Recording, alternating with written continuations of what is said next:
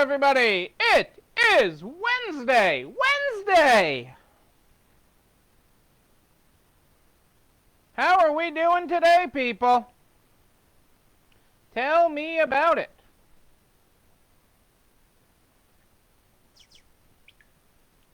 What is happening in your world? We are live and alone. Who's jumping on tonight?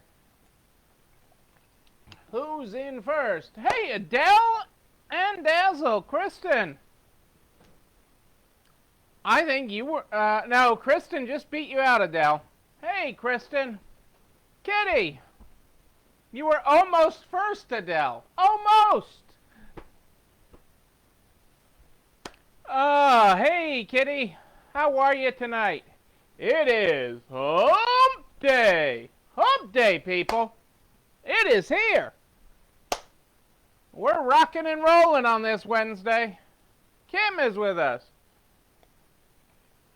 She knows it's hump day, and she's happy about it. Still at the shop. All right. Well, you know, Cassandra just left the shop, or one of them, a little while ago. I don't know which or where she was at. But she did. And so did Kitty. Beth, how are you? Good to have you all with us tonight. Well, I'm sorry you're all working late, but what are we grateful for? What are you grateful for? Dazzle's disappointed. Give Dazzle another treat. Dazzle will be okay. I think Dazzle's getting used to me finally. I don't want to be committed to it, but I think Dazzle's I want to go out on a limb and say Dazzle, you know, after, I don't know, 180, 190 days, whatever we're at now, I think Dazzle's getting used to me. And this time, playing some kind of catch-up. All right. Well, I hear you've been working on your new inventory system there, Kristen, or I saw some post about that, so that's a good thing. Hey, Kelly. Hello, Albuquerque. Welcome to have you. Welcome to the show tonight, Kelly. Great to have you here. Great to have you here. Hey, I'll take that. I'll take it. Dazzle recognizes my voice. I'll take it.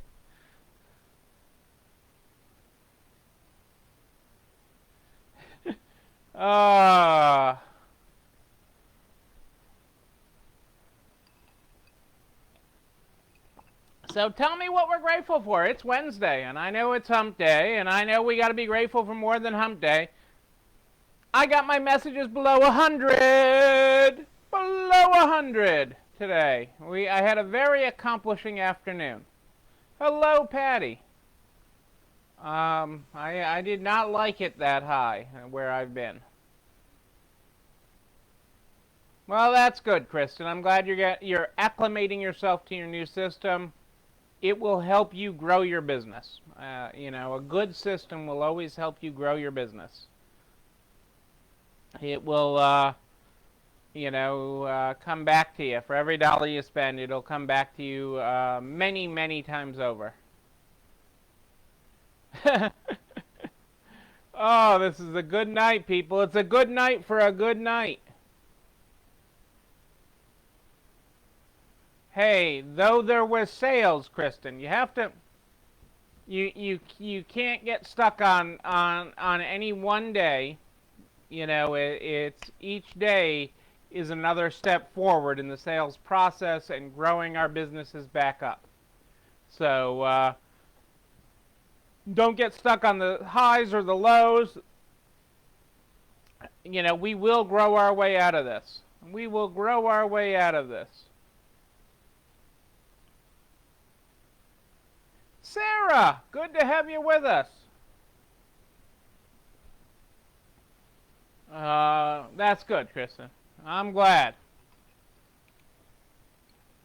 Anyone else have anything grateful they want to share with us tonight before we get this get on my roller skates and get rolling. Absolutely, Facebook Live is a part of it. It's another tool in the growing your way out of this. It's just, all these are just incremental tools, Kristen, and they're part of how we grow our businesses out of this. And that's what we're doing. We're all doing it. Julie Jankowitz, how are you? I was just looking at your picture a couple minutes ago. I had your page open, and I guess I can go there, you know. Molly and Eric, it feels like forever since I've caught you live. It's great to have Molly and Eric. A great first day of school pic of your daughter there in her classroom. Also her bedroom. Also probably her lunchroom. Alrighty. All right, Kelly, that's right. So is no. That is exactly what we hear. That is what we learned from Patty Acquisto. That is the phrase she taught us many, many moons ago. But so is no. That is correct. I'm glad you got out of that lease, Sarah, and are on to bigger and better things. Without internet for 3 hours. Oh, the horror. The horror, Julie. You were like back in 1990.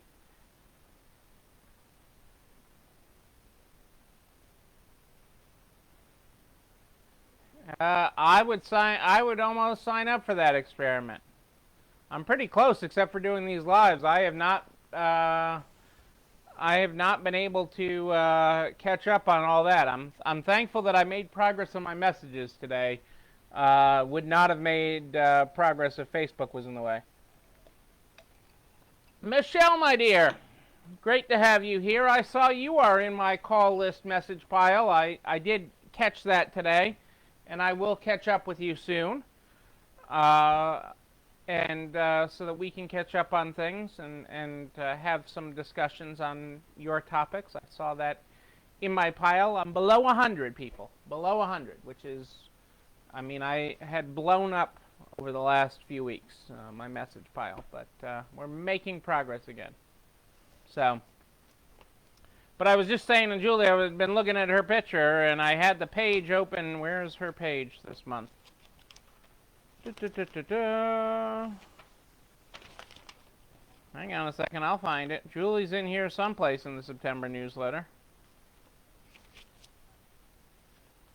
There she is. There's Julie. Boom, on the September newsletter. If you have not read the September NARTS newsletter yet, you should pick it up. It's in your inbox. If it's not in your inbox, log into the NARTS website and you can get it. And make sure you catch it out. There are some phenomenal articles here.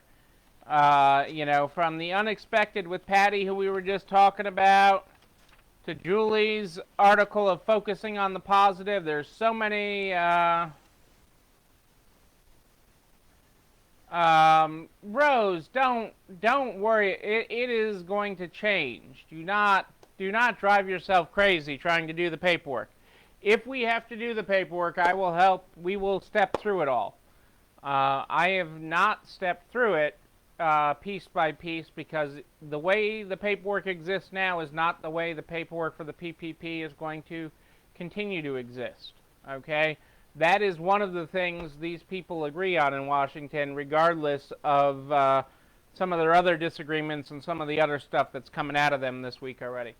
But we'll cover that. I got a lot to cover tonight. So let's get started with the Good Morning, Good Night book. The Good Morning, Good Night book is how we start this program every night. Oh, this is good. Page 134, if you're following along in the Good Morning, Good Night book, is where I'm going tonight. That is what I opened to.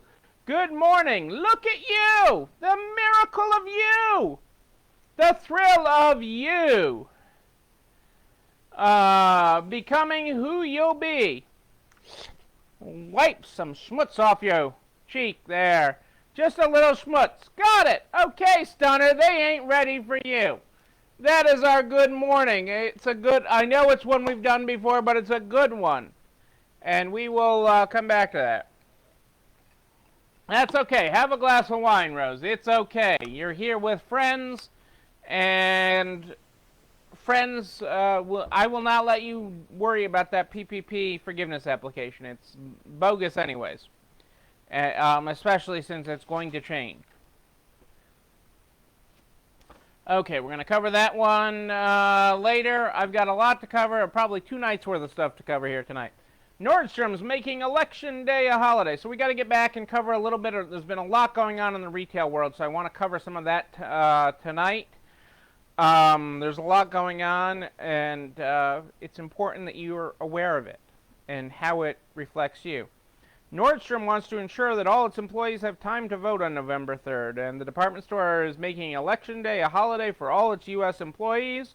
While the stores and operations centers will remain open, the company will work with employees to set schedules which will enable them to get to the polls. It will also provide its store, fulfillment center, distribution center, and call center employees, this is a key thing, discounted rides to the polls through Lyft. They believe every voice matters and our country is stronger when we all participate in the democratic process. And this is a direct result of feedback we heard from more than 50,000 Nordstrom employees from all regions of the U.S. They want to be actively engaged in their communities and help find solutions to the challenges we're facing. Enabling them to make their voices heard by voting is a meaningful and productive way we can support people in our communities.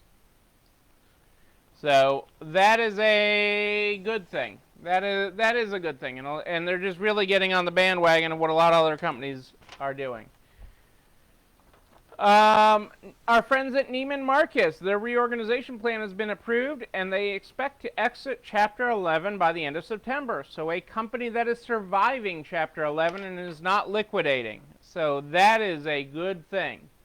They will end out with some deferred debt and some other things, but they're and they will have almost $1 billion in available credit coming out of bankruptcy. So that's a good thing. It's an iconic brand.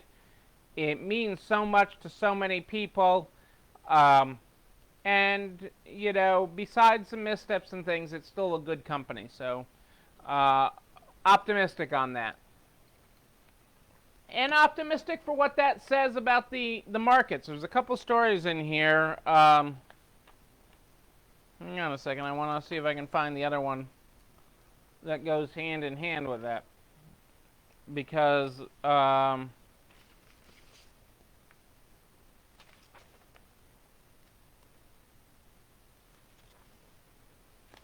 on. Give me 1 second here, folks. Oh, there it is. So that's a good story of a company's survival, okay, that it is, while it is shuttering some stores, it is surviving. It will live on. And with a lot of its original structure intact, not like one of these that goes bankrupt, liquidates, and then somebody buys the intellectual property that keeps it going in some new form. Another one that is doing that is our friends at J. Jill, who is been able to, it looks like, pull together an out-of-court restructuring. So they've stayed out of bankruptcy court. They got an agreement with lenders holding more than 70% of its term loans to waive non-compliance with the terms of its credit facilities and provide additional liquidity. And so it looks like while the transaction still requires some consents, it would extend the maturity of some debt by 2 years and others through May 2024. If they don't get the full consent, they can still, but this is really very, very good that, you have two things, Neiman Marcus and J. Jill, which J. Jill, I remember J. Jill, I remember when I consulted with them way back I'm dating myself on that one. They were a much different company back then, but I did. These are things these are good things that we're not shoving these companies into dissolving. I mean, just going off the face of the earth. So I'm excited by these two agreements, and I hope that it helps pave the way for some other survival stories, some other great survival stories.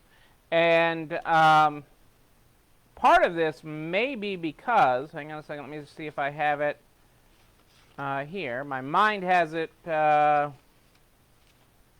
close by, but I'm not sure if it is handy.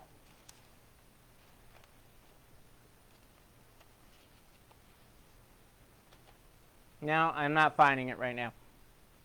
But it is a very good thing. It is a very good thing for the industry, for the retail industry, of which we are all a part of.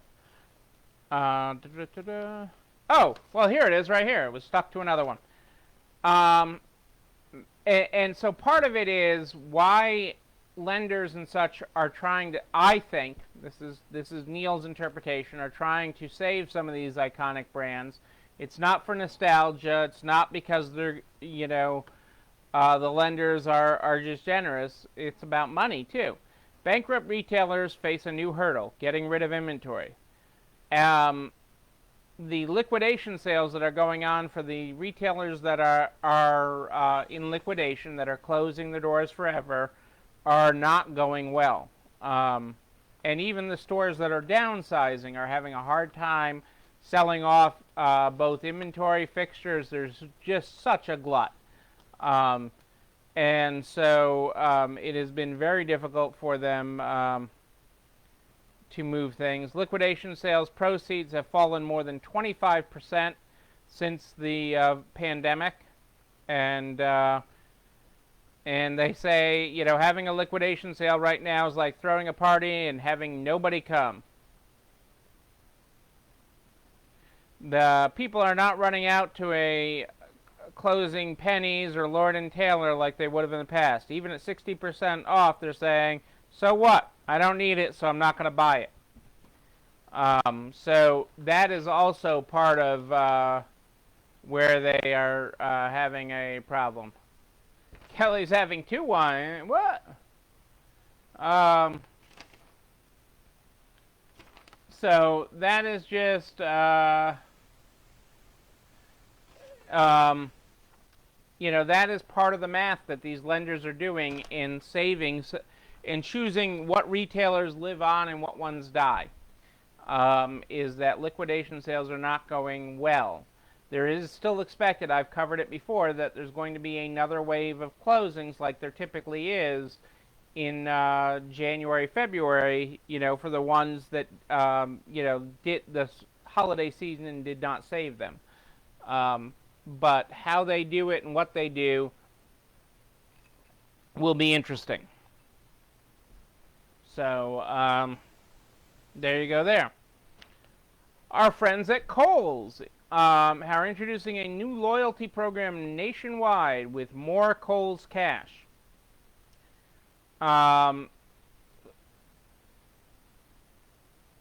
They're rolling out their Kohl's Rewards, Kohl's Rewards program nationwide, replacing the previous Yes to You rewards, in which you earn points on purchases that were converted into rewards. Now, with the free program, members earn 5% Kohl's Cash daily on every purchase and will get personalized deals and perks like a birthday gift. Who doesn't like a birthday gift? Who?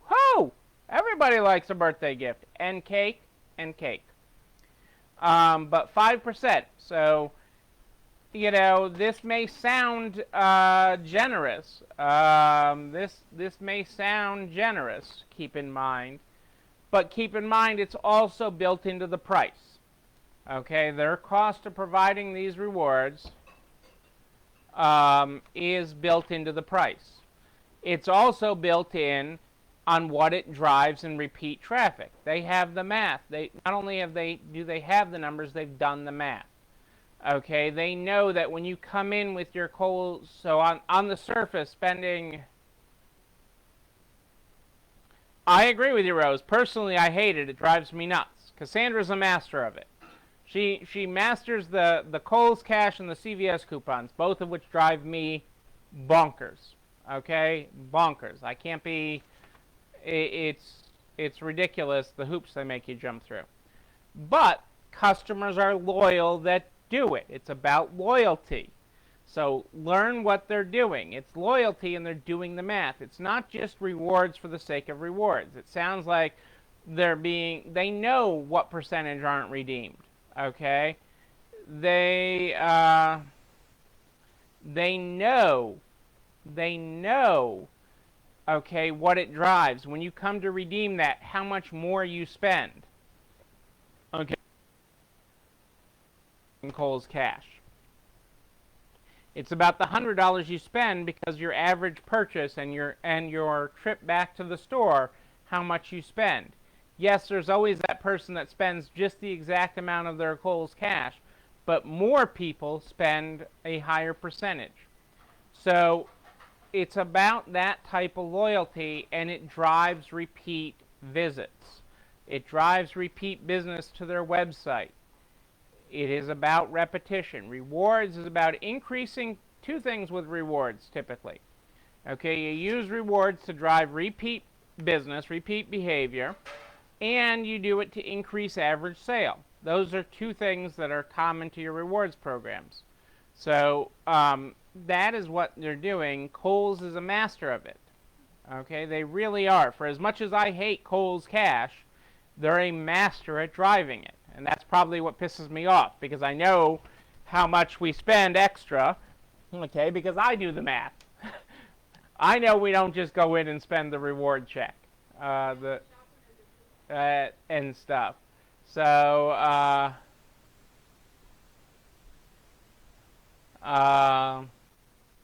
so just keep that in mind as we develop rewards programs and you develop programs to keep your customers shopping. What am I missing here? Kim, oh, you sent your rent reduction letter. Good, Kim. That's okay. They're not giving instant answers, but I'm glad you put it together and started the conversation. That's what's really important. So think about that and why you have a rewards program.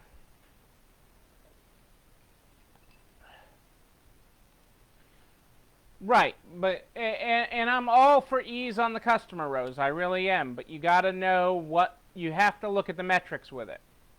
You know, I've analyzed a lot of in all my consulting. I've analyzed tons and tons of different rewards programs.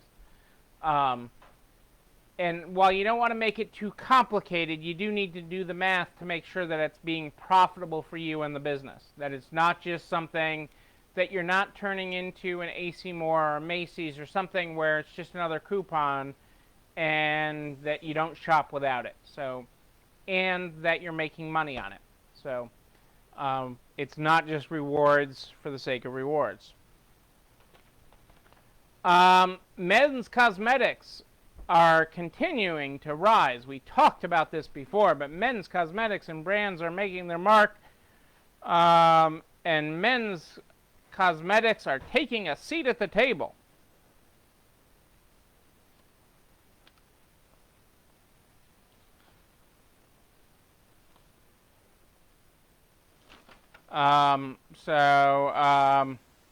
You know, it is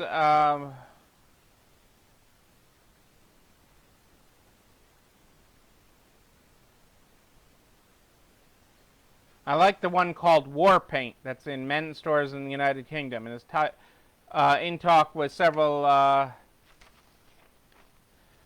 I do not currently use the Liberty Rewards program. I do not, and it is because of some of the integration that they've had that they're really overcoming with the new rewards program. And the reprogramming of their platform. So There's been a lot of development. The software vendors are all doing a lot of development on the rewards program. So the NARTS affiliates are really working hard on it. And I think there's going to be a lot of good with it. But you got to be able to report on it well, and you have to be able to see the metrics. And historically, those haven't been very good native reports and native easy to get in any of the software companies. But it is getting better. They are working very hard in several of them of getting it better. It's something that I would always run and look at whenever I'm on site with a store owner, and analyze the rewards program for the true payback, because you got to do the math. You got to do the math. It's about tracking that. I mean, I remember doing one analysis one time with a store that was paying an outside vendor hundreds of dollars a month for the rewards program, and they were like, I'm going to save hundreds of dollars a month. And I'm like, it's making you thousands and thousands every month once you did the math. And it was like they were going to throw out this rewards program that was actually making them money. So the bottom line is you need to do the math with rewards programs, and Kohl's is a master of it. They have done the math. So men's beauty continues to rise, that segment. I don't have any men's beauty going on here. Well, I mean, this hair doesn't just happen itself, people. This does not just happen. I spend a lot of time making this look work. And imagine how much better if I was using men's beauty products. And if that didn't make you smile, I don't know what will tonight.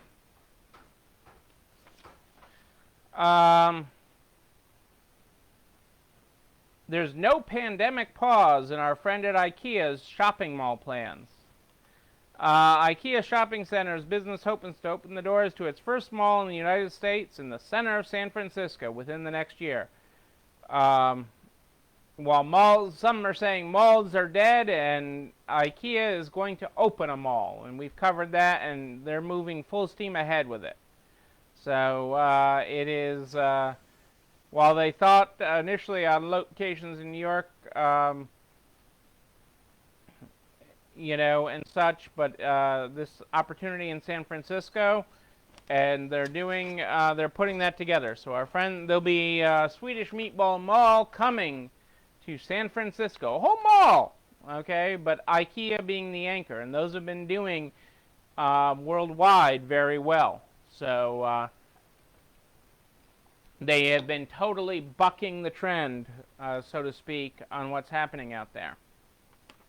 I love this quote. I love this quote, and I want to share it with you. It is from Michelle Kwan, the figure skater and Olympic medalist. So think about you and your year this year, and the challenges and what you've overcome and everything else. And she said, I didn't lose the gold, I won the silver. Think about that. I didn't lose the gold, okay, which was the media portrayal.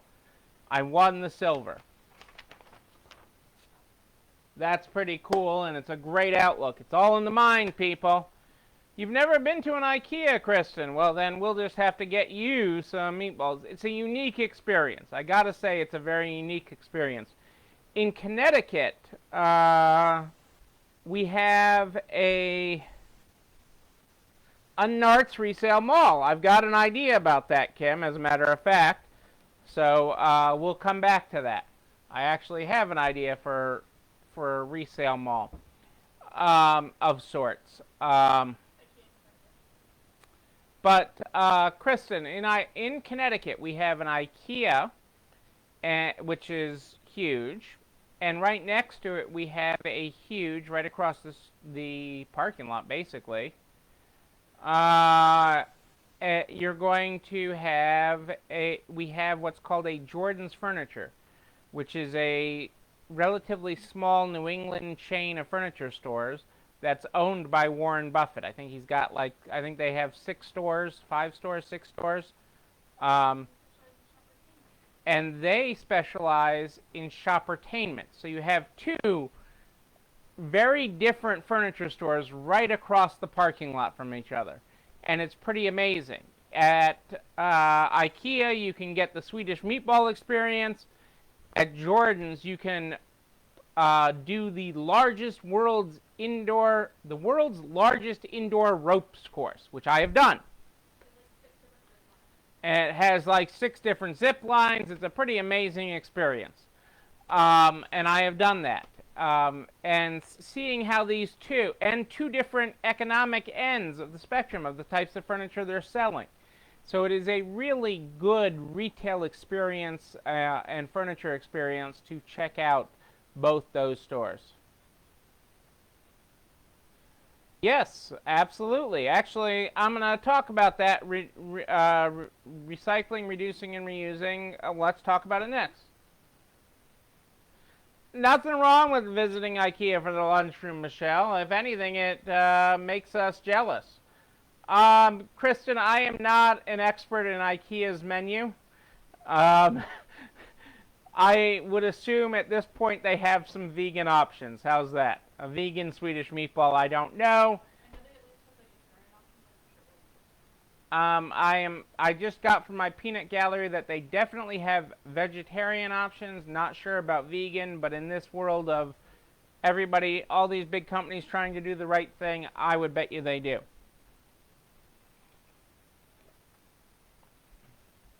So, but while you guys are talking about sustainability and recycling and redoing and the whole circular economy, let me talk about this. The Ellen MacArthur Foundation and LEGO Group joined forces to accelerate the move towards a circular economy.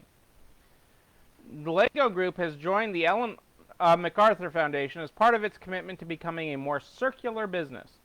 The Ellen MacArthur Foundation is the global leader in the circular economy, while the LEGO system in play inspires endless play possibilities that supports the principles of circular design. The quality and durability of LEGO products,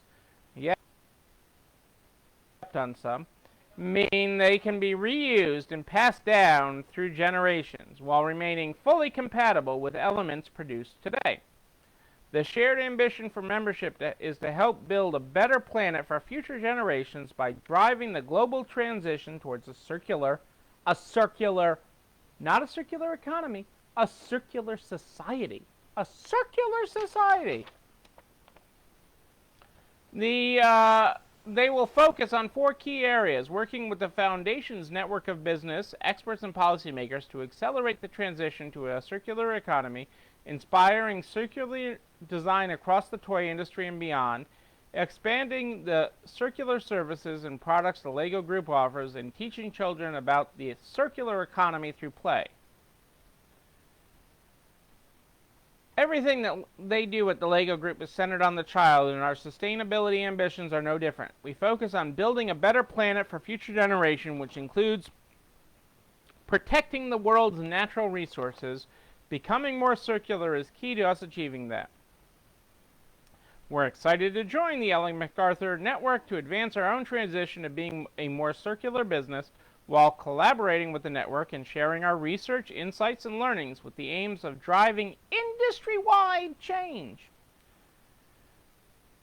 The Ellen MacArthur Foundation is excited to welcome LEGO, and we applaud the company's ambition to become a more circular business. Our network enables organizations from a wide range of sectors around the world to share ideas and inspire one another, accelerating the transition to a circular economy. By working together, we can go further faster. As a first step, LEGO and the Foundation will host a joint online event in October to help teenagers learn about principles of the circular economy through LEGO Play.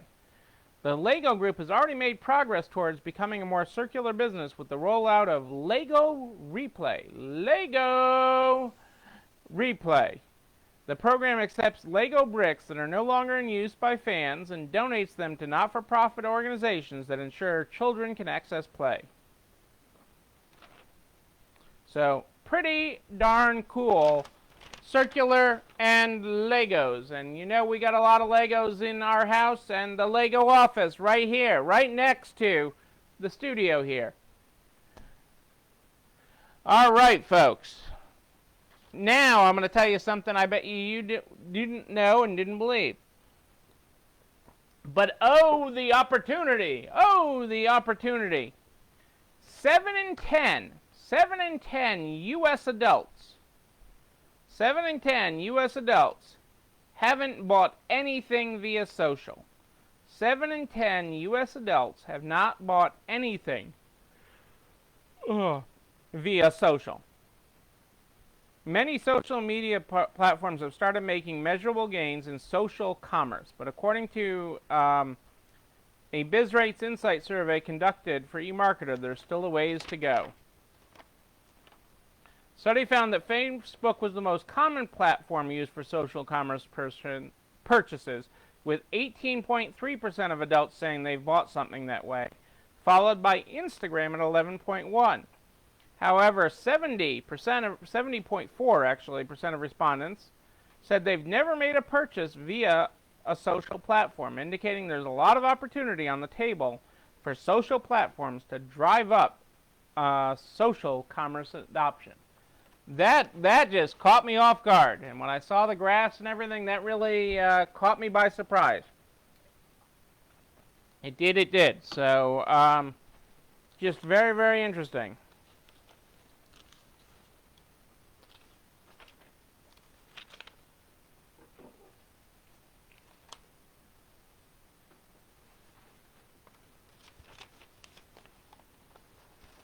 Okay, got a couple more things here for you tonight. Our friends at Penney's, okay, I think need to check in between the couch cushions. Maybe they should go to IKEA. J.C. Penney racked up a $342 million loss for July. That's a lot of coins in between the cushions. After a June rebound, they suffered heavy operating losses in July, according to a recent court filing. The net loss of $342 million. But they still got a ton of cash on hand. Okay, I mean, for a bankrupt retailer, they still have $1.5 billion in cash. $1.5 billion. To be broke and have $1.5 billion. Okay, I mean, I'm just saying. And they're moving swiftly to move through the sales process, which is moving along. There's still a lot of interest in them. All right. What else do I got here? Oh, I got to deal with that. We got to talk about that because you're going to hear about it in the news and in politics this week, so we have to talk about it.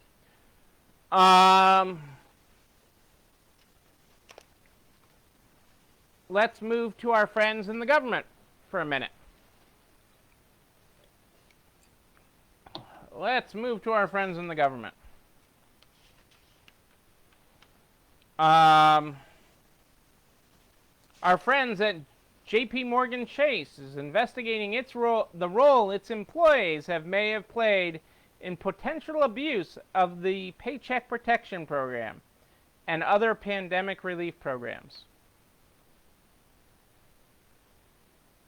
J.P. Morgan, the nation's largest bank, said it has seen conduct that does not live up to our business and ethical principles and may even be illegal.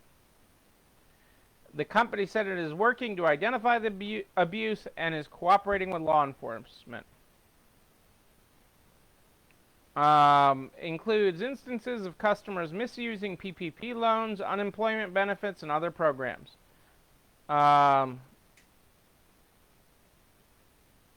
J.P. Morgan urged employees to say something if they see improper conduct, including reporting confidentially to managers or through the bank's conduct hotline.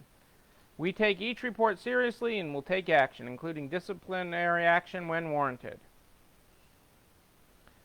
It's not clear whether any charges have been filed, nor whether Chase has already taken disciplinary action against employees. But it sounds an awful lot like Wells Fargo.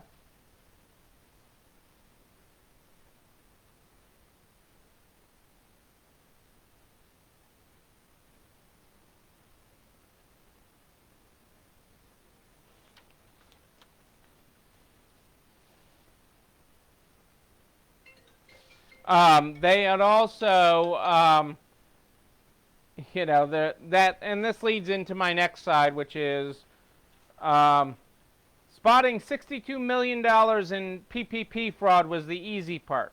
The criminal complaints read like catalogs of luxury bling.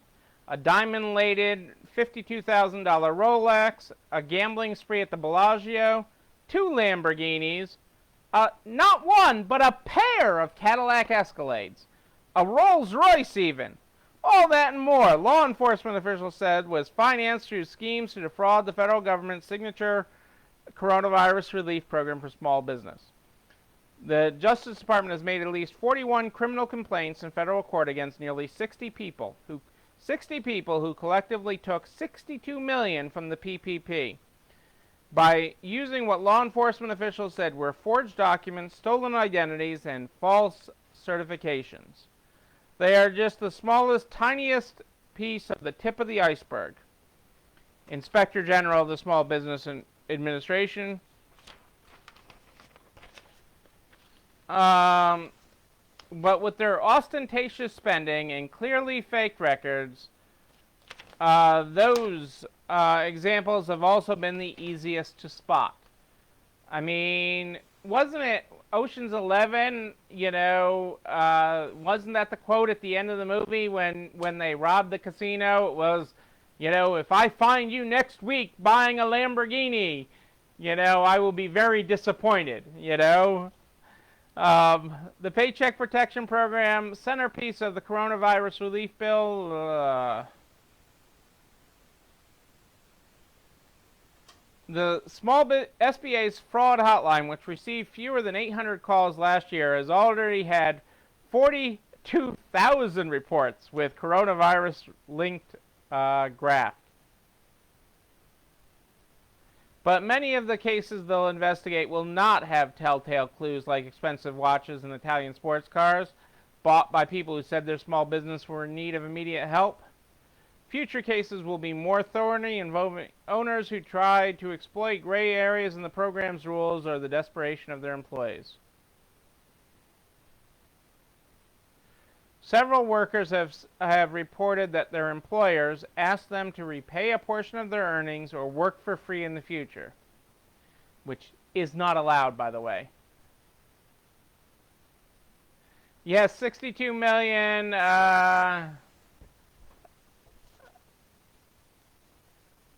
Yes, 62 million distributed through NARTS. Yes, we could have distributed that much better. But you got to understand, and I've said this from the beginning. So, I mean, I have said, if you go back and watch in the beginning, there will be fraud. There will be plenty of it, okay? And I told you all here to not buy a boat, okay? Repeatedly, buy a boat.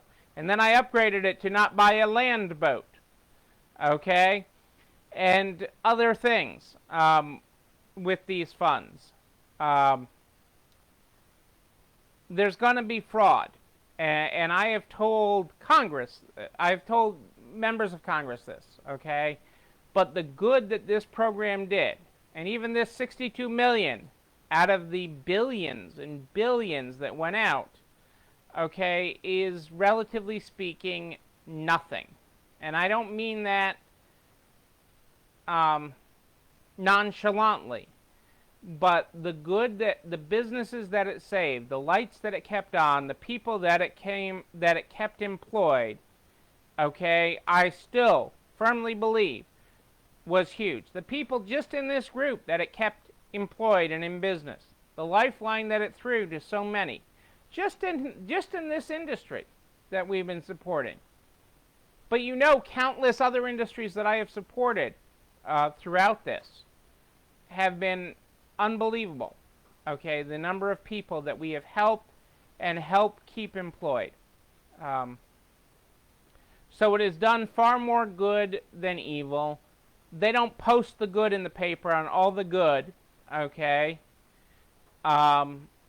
That's not what makes the news. It's much easier. It's low-hanging fruit to go after all the bad that happened. And you're going to hear more of these stories in the coming days as Congress debates what to do next. Because there are people that are saying, look at all the waste, and they're making it too easy for forgiveness and everything else. This is not what you judge the whole program on. You don't judge the program on the worst in people, you judge it on the best. And we have an awful lot of best to judge it on. We have an awful lot of great people that are really being amazing, in how they've helped their communities, how they've kept people employed, how they kept their insurance benefits. I mean, literally, my first check from the PPP went out to Blue Cross. So how businesses adapted and used this was remarkable. Okay, there'll always be evil and there'll always be bad in anything. I'm sad to say that, but there's always some of that. But it's such a small, it becomes insignificant, and they should get prosecuted. They should get dealt with. Absolutely.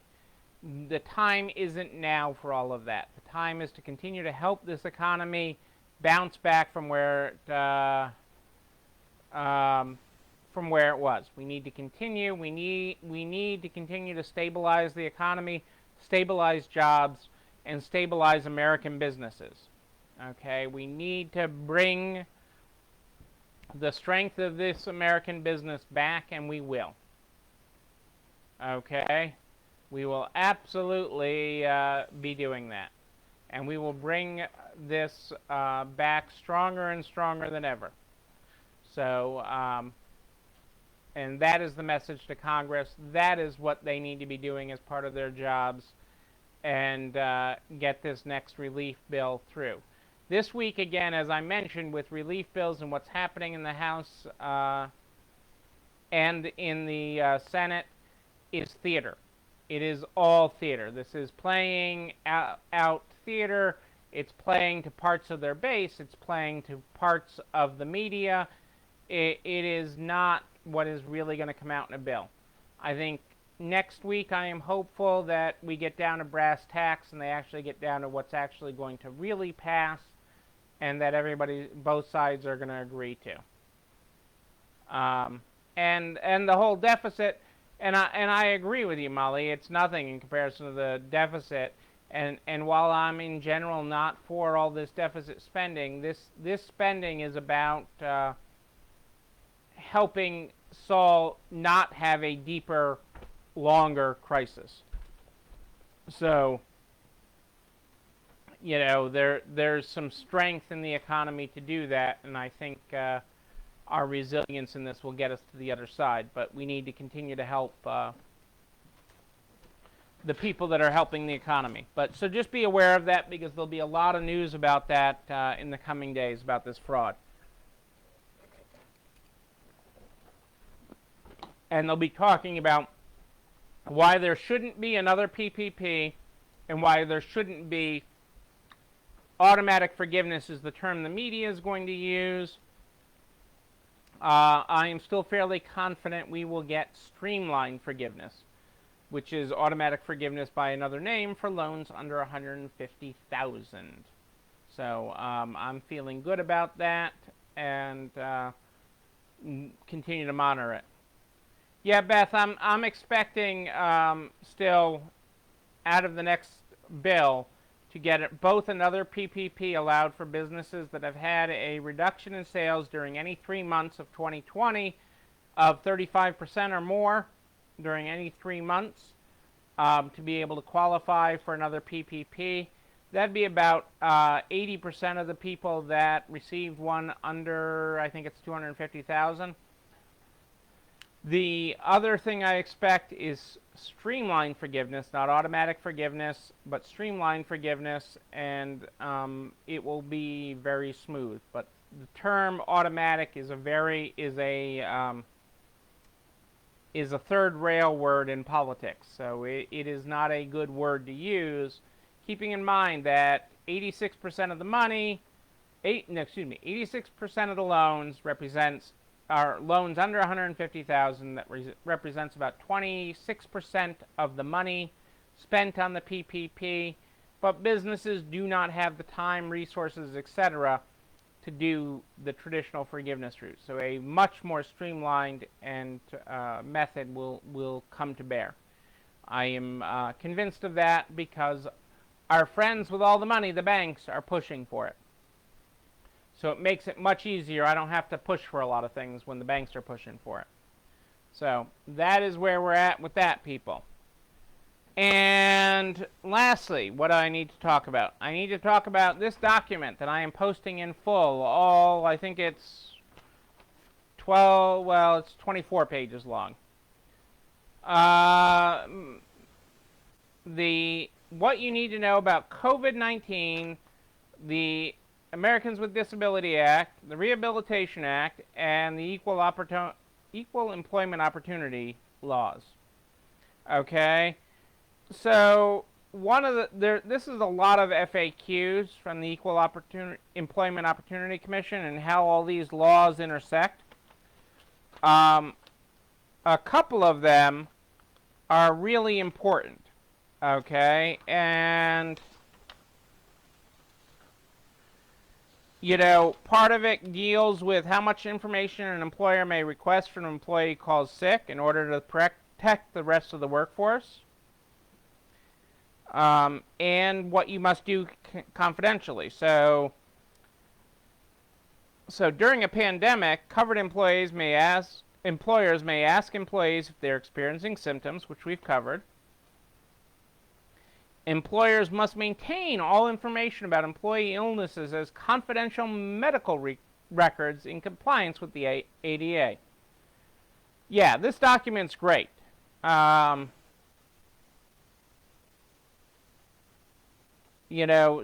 it really spells it out. It actually, for a government document, does a nice job. And so this will go up on the NARTS private Facebook group within the hour. I forget when it hits, but it'll go up within the hour. And it will go over to narts.org/resalestrong by noon tomorrow. So this is a great document. When can you take the temperature of employees during the pandemic? Generally, that would be considered a medical examination, but because of things, you are allowed to. So there's a lot of really good information in this, and it's a really great document. Hey, Kath, great to have you here. So make sure you print a copy of it. It's a great reference tool, and it will be on the NARTS private Facebook page within the hour, and over at narts.org/resalestrong by noon the very next day. It's there as well as these videos. These videos go over there by noon the next day. It's to keep everything nice and simple, keep you organized, because not everybody can catch it live all the time. And that's okay. You guys watching the replays of this, the amount of replays you guys watch is, very humbling. I'm very humbled by the amount of replays you guys watch, and the hours and hours that you watch them. But they're all neatly organized on narts.org/resalestrong, so you can keep track of it. I am here every night at more 8 than ish Eastern, every night, live in the NARTS private Facebook group, where I bring you up to date, answer your questions live. I am here every night at more 8 than ish Eastern. See, it's been a long day, folks. More 8 than ish Eastern every night. If you have a question in between, you just email me, Neil, Neil, at ECIstores.com, Neil at ECIstores.com. That's where you find me, and I will get back to you. Yes, I have a big stack. I'm below 100. Woo! Made progress today, but I do get back to everybody. Absolutely. I missed a question here. Molly, there is no streamlined anything for the EIDL. The EIDL is a loan that will not be forgiven. You have to pay it. But it is an insurance policy. The idle is insurance. If you have not gotten an idle and still want some insurance, I recommend it because it is just that, insurance. It is a kitty of cash that you lock away and you say, if things get worse, I have it there. So that is what it is there for. And you think of your interest costs on that just like you pay for fire insurance and everything else. It is there to help see you to the other side.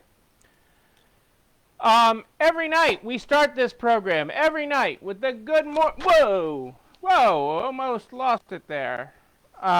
We start this program with the Good Morning, Good Night book. The Good Morning, Good Night book is how we start and end this program every night. Our good morning today, if you were not here at the top of the program, was good morning. Look at you! The miracle of you! The thrill of you! Becoming who you'll be. Just a little schmutz. Got it. Okay, Stunner, go! They ain't ready for you! Our good night tonight is... Our good night tonight is...